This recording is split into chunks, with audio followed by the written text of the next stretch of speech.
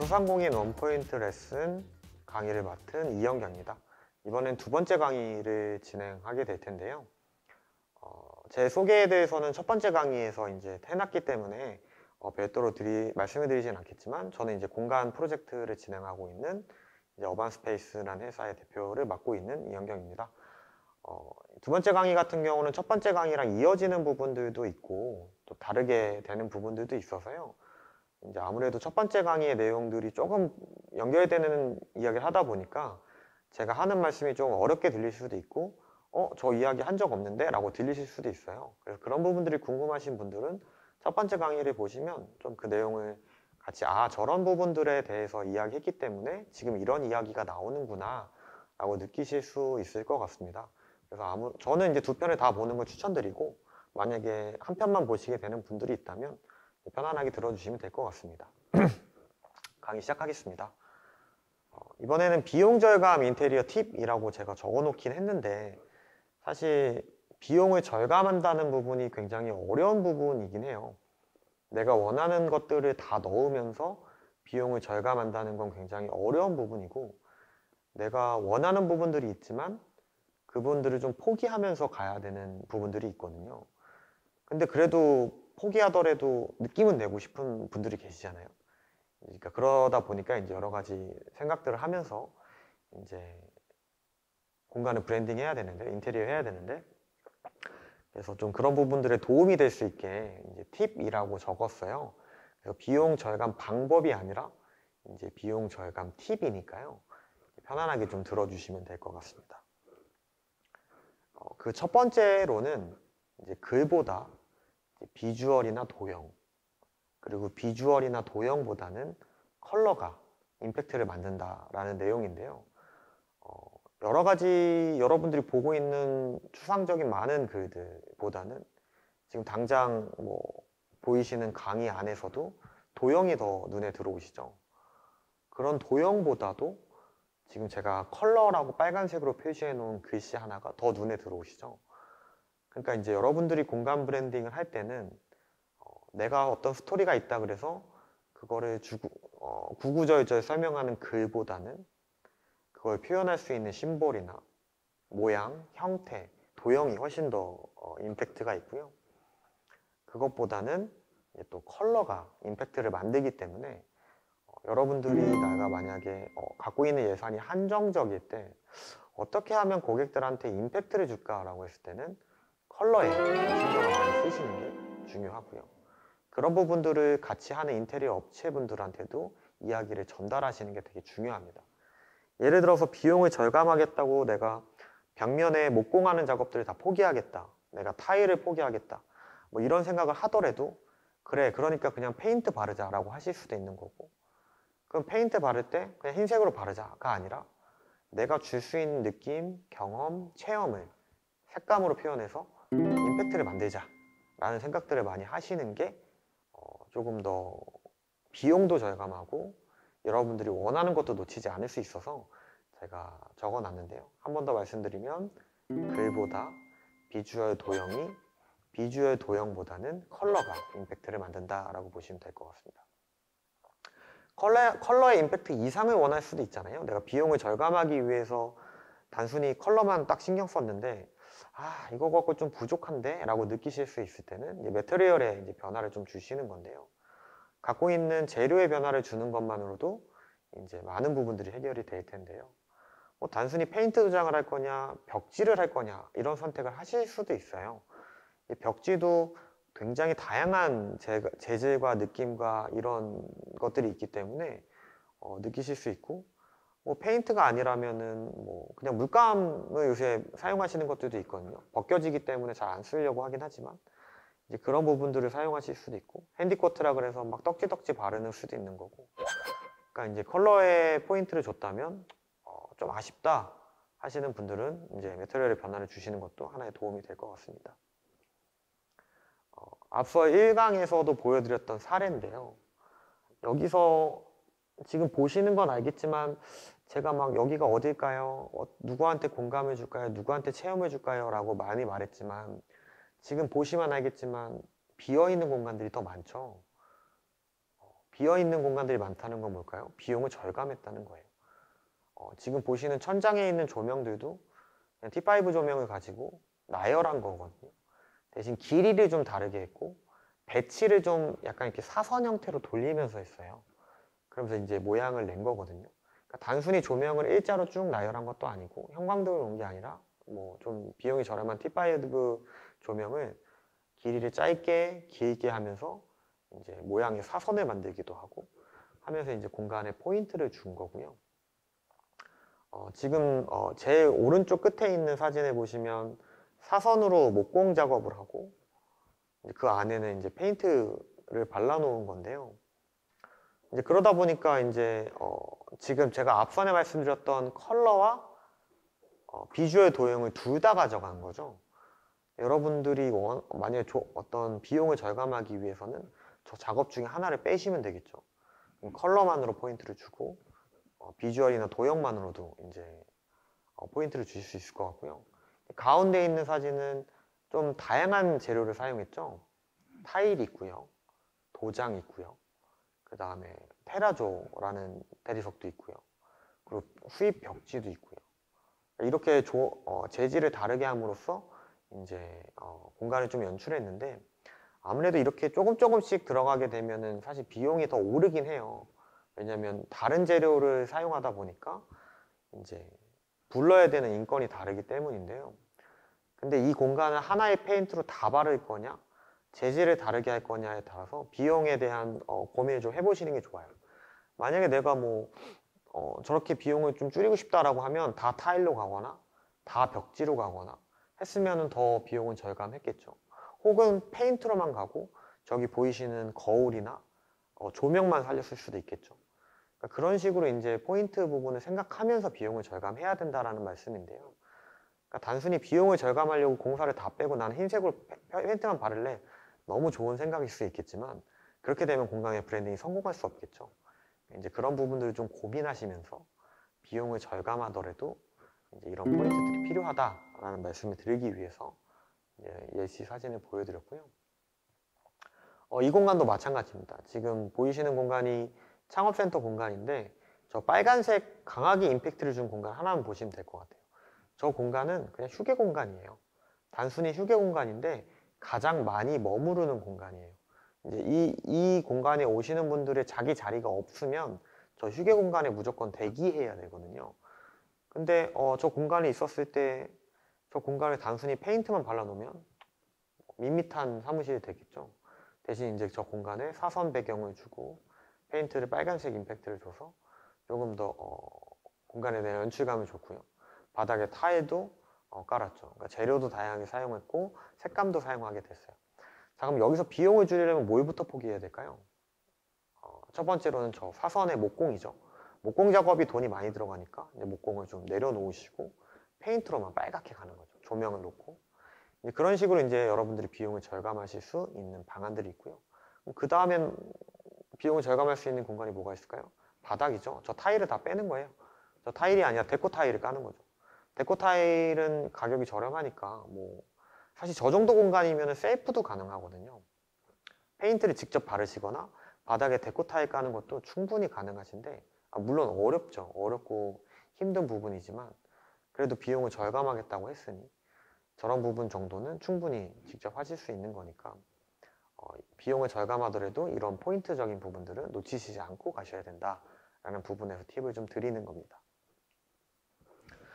두 번째로는 컬러로 포인트만 주고 소품, 조명, 가구, 액자를 적극 활용하자는 겁니다. 그러니까 이 공간의 비용을 절감하려고 생각했으니까 제가 앞선에서 비용을 절감할 수 있는 가장 좋은 방법은 뭐 인테리어 안 하는 거겠지만 할 수밖에 없으니까 페인트를 발라놨다. 근데 페인트에 내가 원하는 색감을 줘서 포인트를 줬다. 그러면은 그렇게 끝나면 아쉽죠. 그러니까 나머지 부분에다가 목공으로 모양도 내야 되고 조명도 달아야 되고 해야 되는데 그럴 때는 이제 소품이나 조명, 가구, 액자를 적극 활용해서 이 인테리어의 부족한 부분들을 채워 넣는 역할을 하셔야 되는데요. 사실 저희같이 인테리어 업체들은 그 공간을 액자, 가구, 커튼으로 꾸미지 않아요. 다 다른 재료를 사용하고 연출을 해야 되는 사람들이다 보니까 그렇게 하게 되니까 여러분들은 그냥 공간에 컬러만 주신 다음에 그런 부분들 적극 활용하면서 하시면 되는데요. 커튼하고 카페트만 있어도 공간이 꽉 차 보이거든요. 그러니까 사실 한쪽 벽을 페인트를 바를 돈도 아끼고 싶다라고 하시면 커튼을 하세요. 그 공간에 커튼을 하시고 흰색 투명 커튼을 하시고 그 커튼에다가 조명을 쏘시기만 해도 그 공간의 연출감이 달라집니다. 근데 그 바닥이 좀 데코 타일도 깔아야 되고 뭐 타일도 깔아야 되는데 아쉽다 하면 카페트만 까셔도 돼요. 요새 카페트 잘라서 그 시장 가시면 카페트 잘라 주시거든요. 그냥 그 카페트 깔아버리고 이제 그 커튼 깔아버리고 조명만 잘 때리면 그 공간에 이제 공간이 꽉 차는 느낌을 줍니다. 사실 인테리어를 안 하면 공간이 비어 보이기 때문에 아 여기 뭐야? 야 여기 왔는데 뭐 밥 먹어야 되나? 뭐 이런 생각이 들 수 있는데 커튼하고 카페트만 잘 활용해도 공간이 꽉 차 보이고 비용을 많이 절감하실 수 있다고 제가 말씀을 드리는 겁니다. 목공하고 타일 시공은 최대한 줄이시는 게 중요한데요. 이제 왜 그러냐면 목공하고 타일이 인건비가 제일 비쌉니다.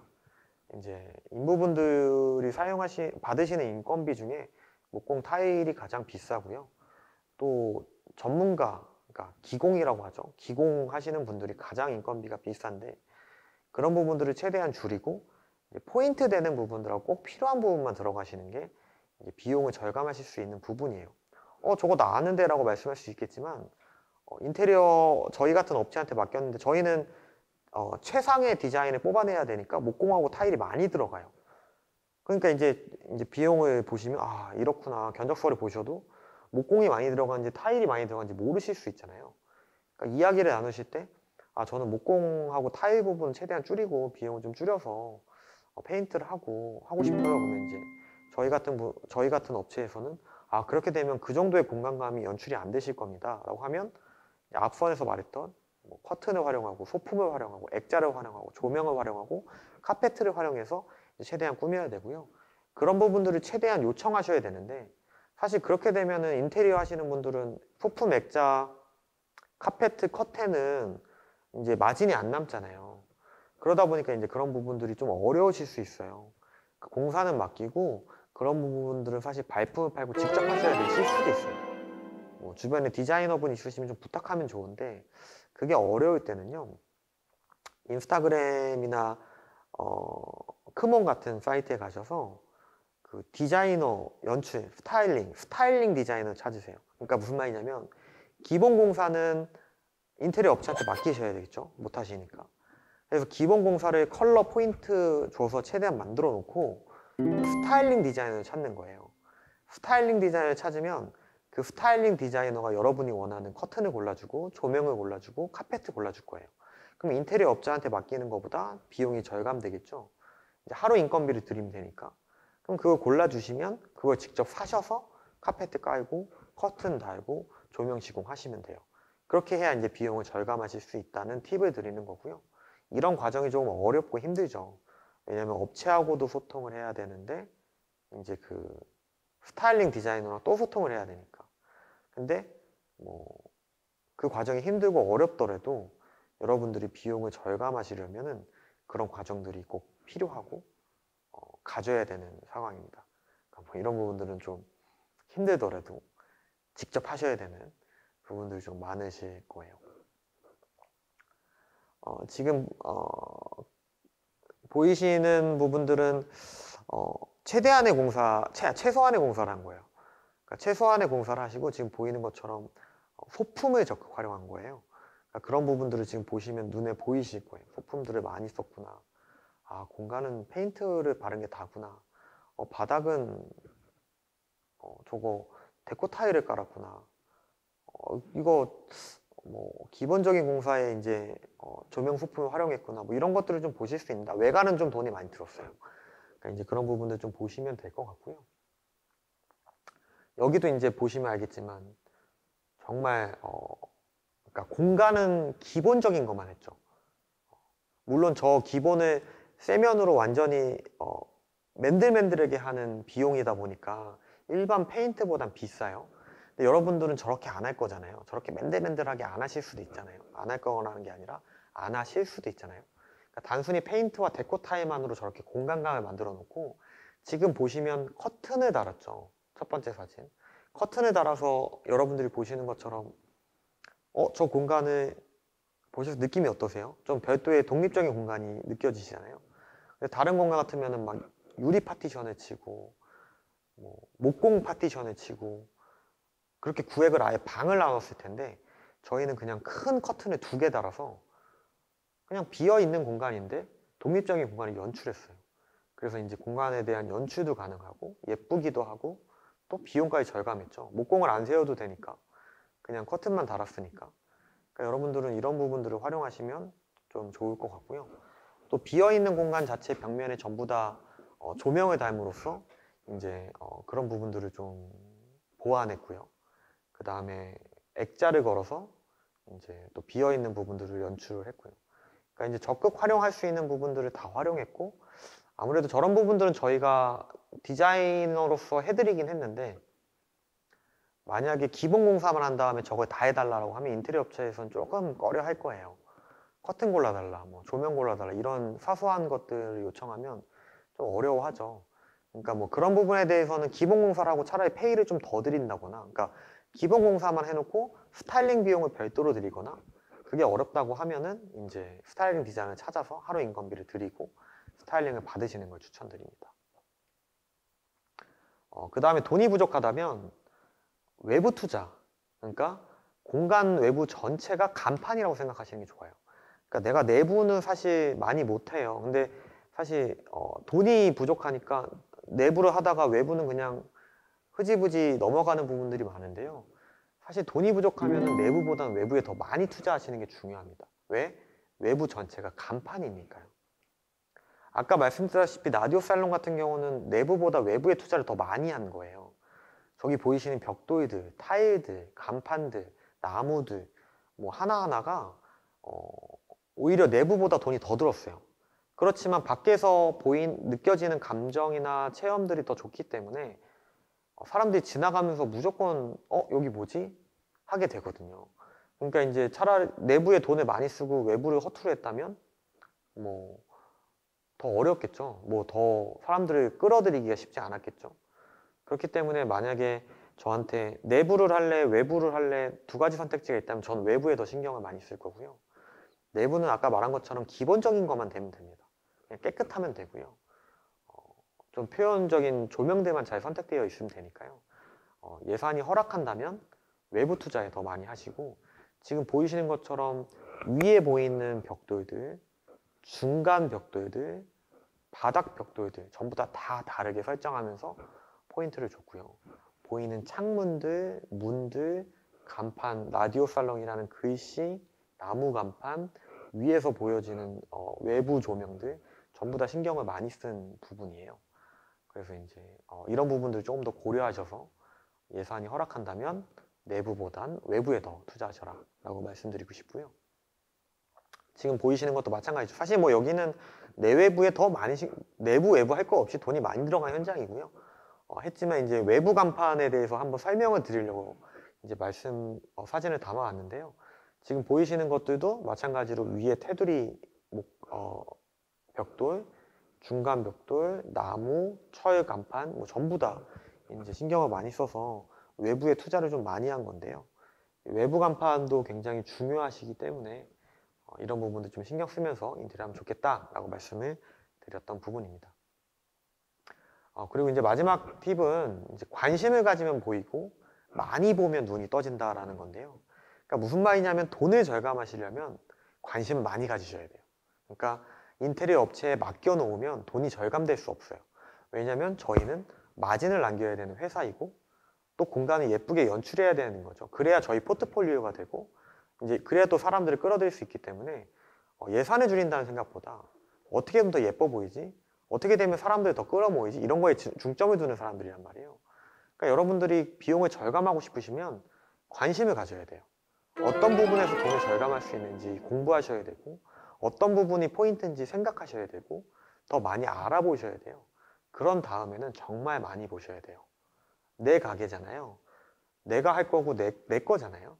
그러면 저희 디자이너들보다 더 많이 보셔야 돼요. 많이 본다는 게요. 단순히 핀터레스트나 인스타그램에서 사진으로 보시는 게 아니라요. 직접 가셔야 돼요. 저희 회사는 디자인이 결정되고 컨셉이 잡히면요. 그 현장에 계속 가서 컨셉을 하고 사진을 찍고 담아와요. 그러니까 저희도 이렇게 많이 보고 찾는데 내 가게를 하실 거면 더 많이 봐야 돼요. 그래야 보이고 눈이 떠져요. 그래야 비용을 절감하실 수 있어요. 포기하실 수 있고 포인트를 어디다 줘야 되는지 알아요. 포인트를 어디다 줘야 되는지를 모르면 다 포인트라고 생각하거든요. 그렇게 되면 비용이 올라가는 거예요. 그래서 여기는 포인트고 나머지는 다 죽인다 라는 생각으로 가지시려면 많이 보시는 게 중요합니다.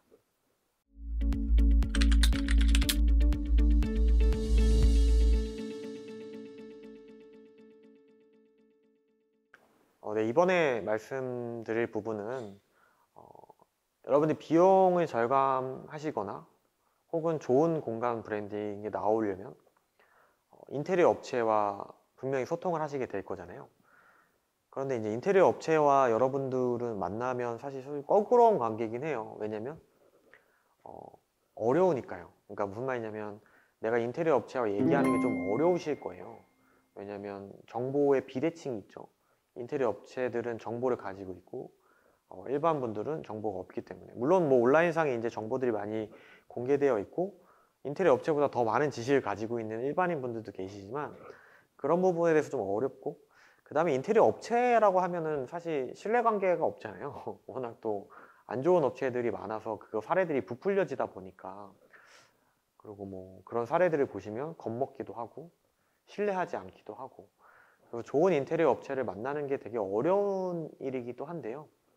그래도 어찌됐든 여러분들은 인테리어 업체를 선택하실 거고 같이 공사를 할 거고 디자인을 할 거고 뭐 공간을 브랜딩 하시게 될 텐데, 그러려면 적어도 제대로 된 소통을 해야 되고 제대로 된 이야기가 서로 주고받아야 되기 때문에 그런 부분에 대한 팁을 좀 가지고 왔는데요. 그래서 앞서 말씀드린 거랑 마찬가지로 인테리어 업체와 소통하는 법이 아니라 인테리어 소통하는 팁인데요. 그러니까 물론 뭐 영어나 한글이나 법이긴 한데 그래도 이제 뭐 하나의 조그만 팁 정도로 생각하시면 좋을 것 같아서 이 말씀을 좀 드릴 건데요. 그 첫 번째는 인테리어 업체의 과정을 좀 이해해야 돼요. 그러니까 이 사람들이 어떻게 일을 하는가, 어떤 방식으로 인테리어를 하는가에 대해서 이해를 하셔야 대화를 하실 때 조금 더 수월하실 텐데요.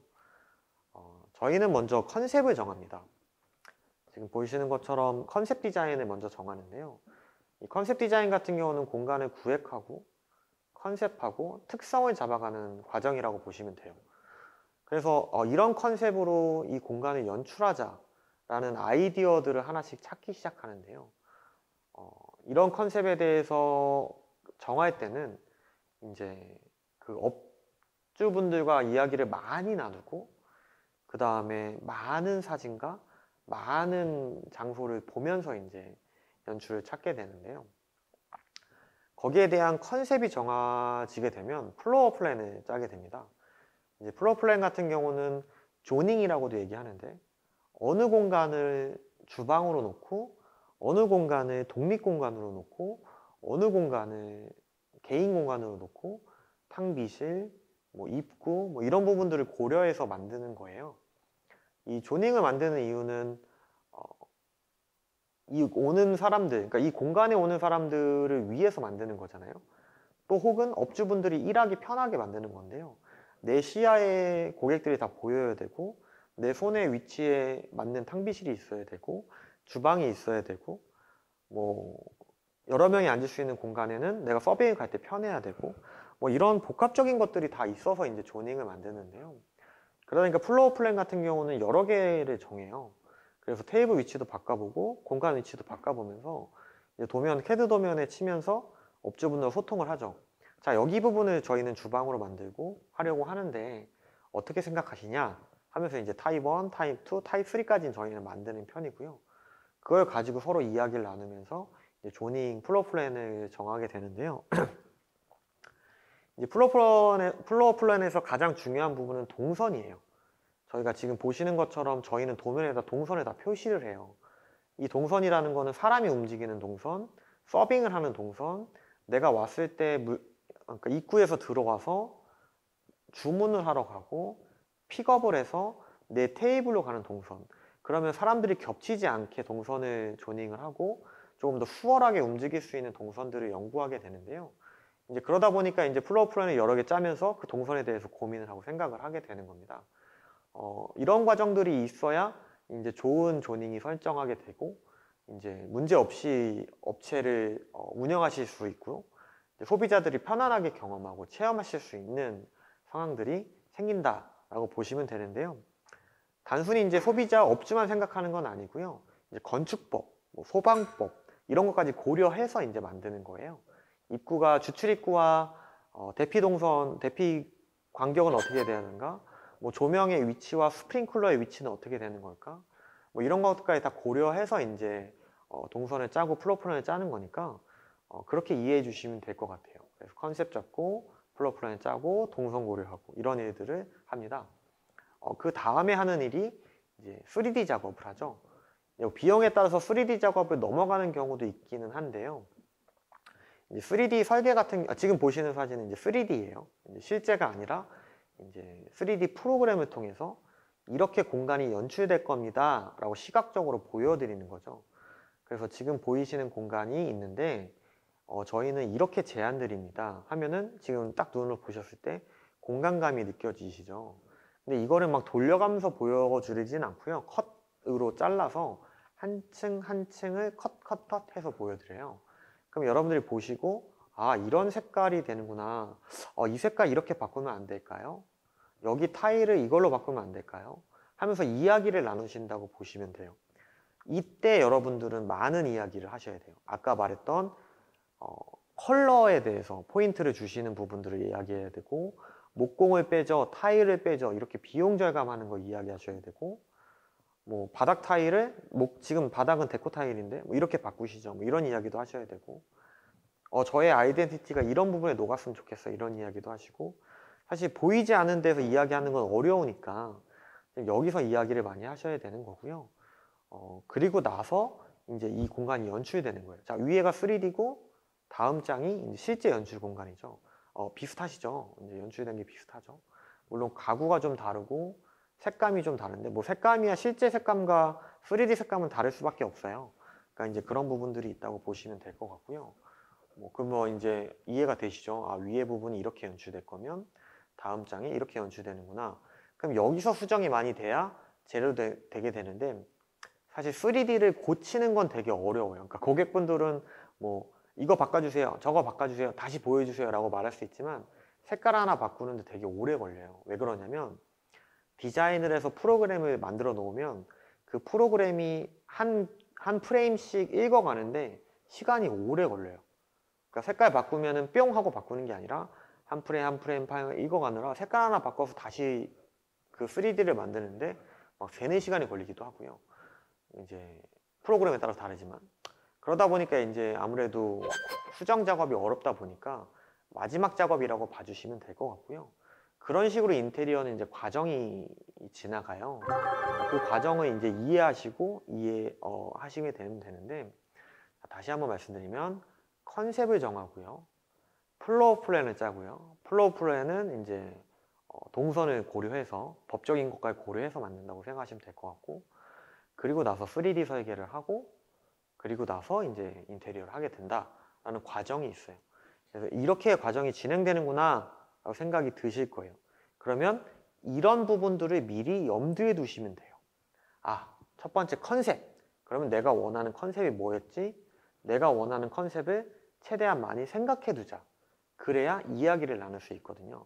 그래서 내가 원하는 컨셉에 대한 사진을 많이 찾아 놓으신 다음에 그 사진을 이제 그 디자이너, 업체한테 맡기고 나서 이제 본인 이야기 많이 하셔야 돼요. 자, 1강에서 뭐라 그랬죠?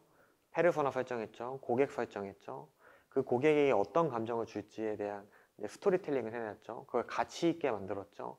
비용을 낼 수 있게 경험과 체험을 준다고 했죠. 그 경험과 체험에 느낄 수 있는 감정이 있다고 했죠. 그럼 이거에 어울리는 사진을 다 찾아 놓는 거예요. 그리고 디자이너한테 넘겨주는 거예요. 자, 내가 이런 사진 찾아놨는데 이런 생각이 있는데 당신은 어떤 생각이 있는지 저에게 제안해 주세요. 그래서 제안서를 받는 게 컨셉을 잡는 거예요. 그 과정이 끝나게 되면 이제 동선을 짜는 거죠. 동선은 전문가의 영역이에요. 전문가의 영역이니까 전문가가 타입 1, 타입 2, 타입 3를 줄 거예요. 그러면 그때 상상을 하시면서 아, 내가 주방에서 봤을 때의 동선, 내가 저기까지 고객을 케어해야 되는데 내가 여기 고객을 케어해야 되는데 아, 이렇게 되어 있으면 좀 어려울 것 같아요. 내 시야에 여기까지 보여야 돼요. 뭐 그런 어떤 사업하는 장사의 사장으로서 오너로서의 이야기들이 오고 가는 게 이제 플로우 플랜이니까요. 전문가가 짜놓은 플랜에서 수정 하면서 맞춰간다 생각하면 되니까 이건 미리 생각하실 건 없어요. 플로우 플랜은 CAD 도면을 보시면서 염두하고 고민하시면 되는 거고요. 그리고 나서 나오는 3D를 보시고 나서 그때 이제 많이 비용 절감에 대해서 이야기를 하셔야 돼요. 자, 오케이. 3D가 됐어요. 처음부터 만약에 비용 절감을 얘기하시면 이런 일이 발생해요. 예쁜 디자인이 안 나와요. 그러니까 비용 절감만 생각하고 디자인을 뽑으면 예쁜 디자인이 안 나와요. 그러니까 예쁘고 좋은 공간 브랜딩을 만들어 놓고 비용을 절감시켜야 돼요. 만약에 처음부터 비용 절감으로 가자고 하면 여러분 마음에 안 들 거예요. 여러분 마음에 안 들면 이제 소통이 어려워지고 나중에 이거 디자인 별론데요? 이렇게 얘기할 거예요. 그렇게 되면 어떤 문제가 발생하냐면 업체하고 이제 소통이 더 이상 되기가 어려워요. 그러니까 여러분들은 처음부터 비용 절감에 대해서 생각하지 마시고 예산의 범위 정도는 정하세요. 아, 한 5천에서 6천, 뭐 7천에서 8천, 3천에서 5천, 뭐 7천에서 1억 뭐 이렇게 정해 놓으신 상태에서 그리고 나서 비용을 줄여 나가시는 거예요. 그 과정이 이제 3D 설계를 보면서 가시는 건데 그럼 어떻게 해야 돼요? 아까 팁에서 말씀드렸죠. 어떤 부분에다가 포인트를 줄 건지 어떤 부분이 포인트가 될 건지에 대해서 고민을 많이 해 두셔야 돼요. 그리고 과감하게 포기할 부분들을 고려하셔야 돼요. 그리고 전문가한테 얘기하세요. 아, 저는 이 부분은 정말 포인트를 주고 싶고요. 아, 나머지는 좀 포인트를 빼고 무게감을 좀 빼고 심플하게 가고 싶습니다. 하면서 다 빼는 거예요. 목공 빼고요, 타일 빼고요, 바닥 뭐 빼고요, 뭐 이렇게 빼는 거예요. 빼면서 비용을 맞춰 나가시는 게 가장 중요한 부분이라고 생각하시면 될 것 같고요. 물론 뭐 업체 입장에서는 안 빼려고 노력하겠죠. 왜? 아까 말씀드렸죠. 포트폴리오로 써야 되고 그리고 비용이 줄어들면 마진이 줄잖아요.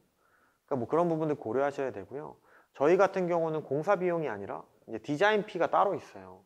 그러니까 디자인 비용이 따로 있기 때문에 공사가 줄어도 뭐 그렇게까지 이윤에 큰 차이는 없는데 디자인 피가 없는 업체들이 있어요. 그냥 단순히 다 공사예요 하면 그 공사에 디자인 피가 녹여져 있는 거거든요. 그러다 보니까 이제 공사가 주는 거에 대해서 리스크를 많이 안 지려고 하실 거예요. 저희처럼 아예 디자인 피가 정해져 있고 운영 수수료가 있는 부분들은 이제 뭐 사실 뭐 그렇게 큰 문제가 없는데 뭐 그런 부분들은 고려해 보세요. 이제 아무래도 이제 뭐 트러블이 좀 생길 수 있는 부분이니까 좀 생각해 보시고 진행을 해 보시면 좋을 것 같습니다.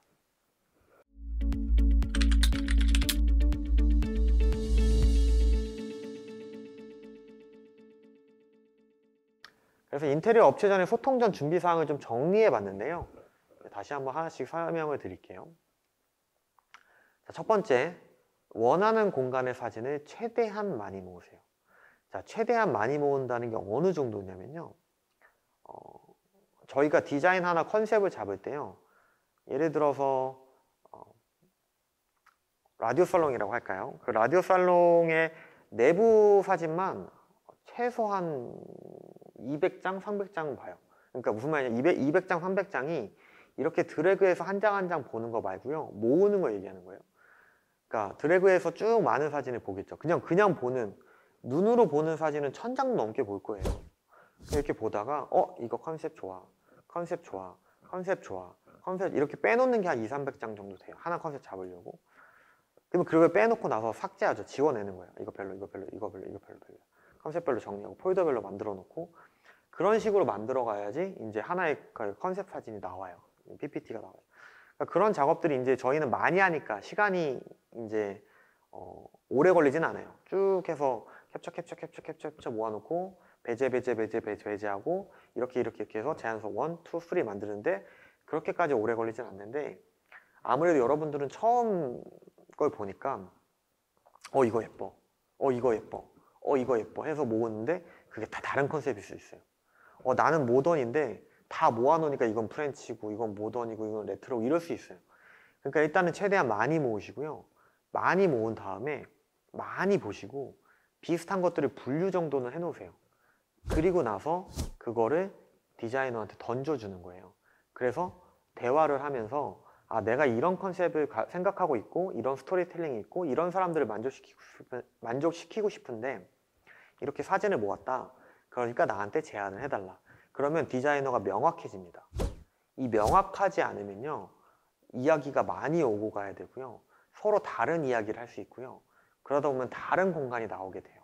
그래서 그 첫 번째로는 원하는 공간의 사진을 최대한 많이 모으시는 게 가장 중요할 것 같아요. 두 번째는 아까 말했던 것처럼, 첫 번째 강의에서 말했던 것처럼 어떤 고객이 주 타겟층인지 페르소나 설정을 다시 해놓으셔야 돼요. 그러니까 자, 첫 번째 강의를 안 들으신 분들을 위해서 간략하게 설명드리면, 페르소나는 우리 가게에 와서 음식을 먹을 한 사람이에요. 이 사람이 20대 여성이 아니고요, 20대에 어떤 회사를 다니는, 어떨 때 이런 음식을 먹고 싶은, 어떤 감정을 좋아하는 사람이라고 설정해야 돼요. 그게 어려우면 내 친구, 내 누나, 내 동생, 우리 엄마, 뭐 내 친한 사람, 연예인, 뭐 이렇게 설정해 놓으시면 돼요. 그래서 그거를 명확하게 설정하시고 디자인을 전달해야 돼요. 그러면 사진을 모아서 디자인을 전달할 때 페르소나까지 전달해줘야 디자이너가 머릿속으로 고민이 되죠. 아, 여기 오는 사람이 누구구나, 이런 음식을 소비하는 사람은 누구구나 해야 좋은 컨셉이 나와요.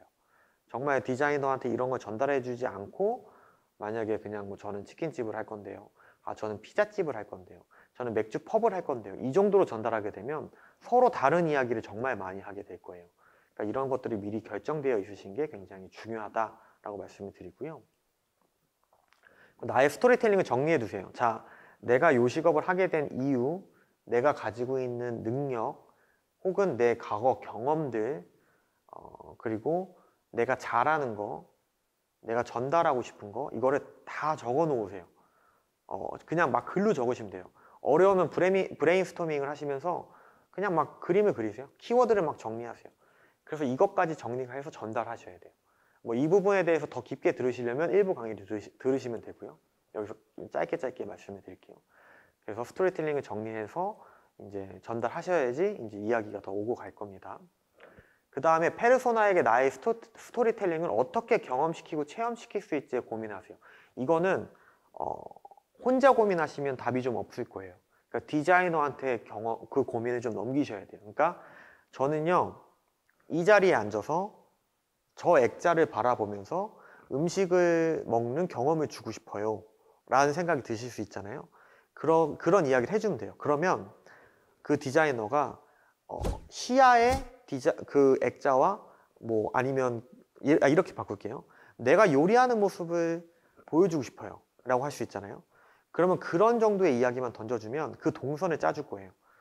고객이 앉았을 때 그 내 시야 범위 내에서 요리하는 모습이 좀 더 임팩트 있게 역동적으로 보여줄 수 있는 플로우 플랜을 짜줄 거예요. 그러니까 이런 이야기들을 그러니까 어떤 경험과 어떤 체험을 느끼게 해주고 싶은지를 전달해야 돼요. 그럼 거기에 대한 플로우 플랜을 짤 거예요. 자, 문을 열었을 때 이런 감정을 느끼게 해주고 싶어요. 자, 문을 열자마자 우와, 여기 뭐 새롭네 라는 감정을 느끼게 해주고 싶어요. 그러면 문을 열었을 때 보이는 공간을 저희가 브랜딩 할 거예요. 액자를 놓을지 뭐 어떤 영역을 놓을지, 혹은 좀 독립된 공간에서 밥을 먹을 수 있게 해줬으면 좋겠는데 지금 코로나가 힘드니까 완전히 오픈되어 있어야 공간감을 줄 텐데 그래도 조금은 독립하고 싶어, 이런 고민들을 던져주는 거예요. 그러면 저희 같은 업체들이 낮은 칸막이를 만드는데 뭐 소품을 이용한다거나 화분을 이용한다거나 커튼을 이용한다거나 뭐 여러 가지 고민을 해서 전달해 줄 거예요. 그러니까 나는 어떤 경험과 어떤 체험을 시켜주고 싶은지 정도만 던져주는 거예요. 문을 열었을 때 이런 감정을 느끼게 해주고 싶어요. 앉았을 때 이런 감정을 느끼게 해주고 싶어요. 밥 먹고 쳐다봤을 때 느끼게 해주고 싶어요. 화장실에 갔을 때 느끼게 해주고 싶어요. 이런 느낌을 계속 전달해 주는 거예요. 그러면 디자이너분들이 고민하고 플로우 플랜을 짜고 디자인의 영역으로 넘어가게 되겠죠.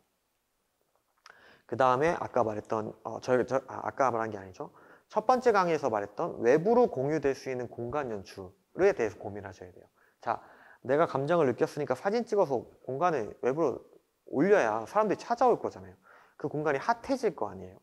그러니까 이런 부분들을 고민해야 되는데, 외부로 공유되려면 사진을 찍어야겠죠. 영상을 찍어야겠죠. 그러면 뭐가 중요해요? 조명이 중요해요. 조명 다음에 뭐가 중요해요? 스팟이 중요해요. 뒷배경. 내가 앉아서 사진을 찍었을 때 뒷배경, 혹은 내 얼굴이 예쁘게 나오는 조명, 이 음식 플레이트 세팅이 잘 나오는 조명, 이런 부분에 대해서 강력하게 얘기하셔야 돼요.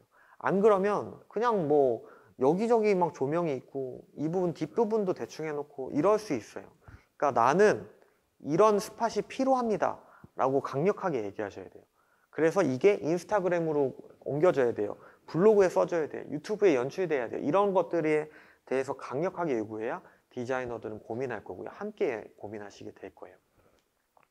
그 다음에 예산 절감 방안에 대해서 연구를 적극적으로 강조하셔야 되는데, 그 포인트는 3D 디자인이 나온 상태에서 자, 이제 내가 예산을 좀 절감해야 되는데 어떻게 하면 좋을까요? 라고 이제 같이 연구해야 돼요. 이걸 같이 연구하지 않으면 안 돼요. 왜 안 되냐면 여러분들은 공사에 대한 지식이 부족하잖아요. 그렇기 때문에 어디 부분에서 예산을 절감할 수 있는지 잘 모르실 거예요. 그냥 이거 빼주세요, 목공 빼주세요, 뭐 타일 빼주세요 이렇게 얘기할 수는 있겠지만 예산을 절감할 수 있는 방안은 사실 업체가 잘 알아요. 그러니까 그 사람들한테 적극적으로 강조하면서 다른 부분은 다 포기하고 이 부분을 가져갈 테니 예산을 좀 줄이고 싶습니다. 100만 원, 200만 원, 300만 원, 500만 원 딱 정해서 이만큼 줄이고 싶습니다 라고 얘기하는 게 좋아요. 갑자기 다 빼주세요는 말이 안 되는 거고, 한 300만 원 줄이고 싶습니다. 방법을 찾아주세요. 그럼 방법을 찾을 거예요. 뭐 커튼을 빼시죠, 뭐 타일을 빼시죠, 목공을 바꾸시죠, 모양을 바꾸시죠, 뭐 페인트를 좀 줄이시죠. 이렇게 방법을 찾아서 같이 잡아야 돼요. 그래서 예산이 5천, 견적이 6천만이 나왔는데 제가 4,200까지 한번 줄여보고 싶어요. 그럼 여기까지는 제가 포기할 수 있습니다. 그래요? 여기까지 포기하실 수 있으면 이런 부분을 좀 빼보시죠. 이런 이야기들이 서로 건전하게 오고 가야 예산을 좀 건전하게 줄이실 수 있다고 보시면 되고요. 이런 이야기들이 껄끄럽고 어렵다면 그냥 기본 공사만 맡기시고 나머지는 본인이 직접 하세요. 커튼 내가 하고 카펫 내가 하고 액자, 조명 이런 것들 직접 하시면서 예산을 절감하시는 게 가장 중요한 포인트이지 않을까 생각을 합니다. 여기까지 이제 인테리어 업체와 소통하는 팁, 그 다음에 소통하기 전 준비사항에 대해서 말씀드렸습니다. 이제 두 번째 강의까지 다 마쳤고요. 이제 첫 번째 강의와 두 번째 강의는 사실 이어지는 부분들이 있어서 같이 보시는 걸 추천드리는데, 한 편만 보시게 되면 조금 뭐 이해가 안 되시는 부분도 없지 않아 있을 것 같은데, 그래도 최대한 설명을 많이 하면서 이해하실 수 있게 노력은 했고요. 아무래도 저는 이제 공간을 좀 브랜딩하는 사람이고 그런 공간을 연출하는 사람이다 보니까 여러분들처럼 요식업을 하는 입장이 아니어서 조금 뭐 서로 다를 수 있겠지만, 그래도 저희가 생각하는 가장 큰 중점적인 부분들, 공간을 성공시키기 위해서 이 요식업 자체가 맛은 당연히 있어야 되지만 그 이상의 공간이 될 수 있도록 노력하는 부분에 대해서 조금 설명을 드리려고 노력을 많이 했고요. 그래도 국내에서 가장 많은 창업센터를 저희가 디자인하고 프로젝트 했고, 그리고 유명한 공간들을 저희가 연출하기도 했고, 연예인 사례도 해보고 방송에도 나가보면서 많은 생각과 고민을 했던 부분들을 함축해서 뭐 극히 일부분이지만 이제 여러분들에게 전달하려고 노력을 했는데 많이 전달이 됐는지 잘 모르겠습니다. 꼭 성공하는 브랜딩, 공간 브랜딩 연출이 꼭 되시기를 바라고요. 마지막으로 한 번 더 말씀드린 건, 관심을 가지면 보이게 되고 많이 보면 눈이 떠지니까요. 성공하기 위한 가장 큰 방법은 관심을 갖고 많이 보시고요. 그래야 비용도 절감하실 수 있고, 이렇게 해서 비용을 절감하고 이런 부분들을 여기다 투자할 수 있겠는데, 내가 조금 더 노력하면 이런 부분은 내가 할 수 있겠는데, 이런 생각들을 하시는 순간이 오실 거예요. 처음에는 못 모르니까 뭐 어디서 비용을 절감하고 어떻게 꾸며야 될지 모르실 텐데, 그런 부분들이 이제 여러분들에게 조금씩 알게 되시는 순간들이 오니까요. 꼭 천천히 오래 보시고 준비하시기를 바랍니다. 강의 여기서 마치고요. 꼭 성공하는 브랜딩 공간 만드시길 바랍니다. 감사합니다.